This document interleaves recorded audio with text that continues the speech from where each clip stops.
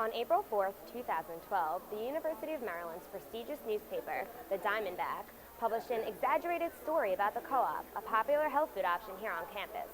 I recently visited the co-op to talk to employees to set the record straight and find the real story.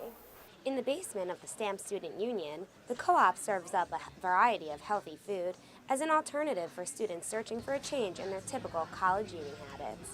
Since the 1970s, the co-op has served as a dynamic workplace and restaurant. We're actually about like half composite students right now, half non-students. I myself graduated last winter. Our youngest worker ever was like 17 years old. Our oldest worker currently is like 70. So we have a pretty solid range. And then in terms of how we organize ourselves, we keep things pretty flat.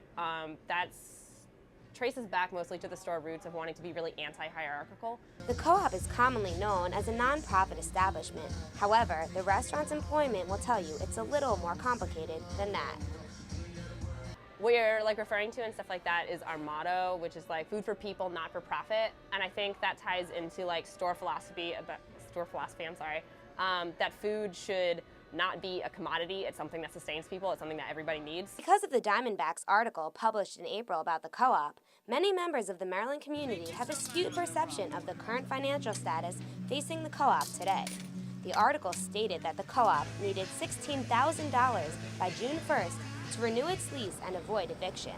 However, Jude Hanlon, the co-op's financial coordinator, will be the first to tell you that this is not the case. I wish they would have consulted me on that story because there were some facts that were wrong. They said that Stamp was going to kick us out by June, which is when our lease was up, if we didn't pay back the rent. That was never the case. They were always willing to work with us. We were just trying to get the rent paid back by then. As of right now, the co-op seems to be right on track. We just like renegotiated our lease and it's all in there. So we're feeling pretty solid.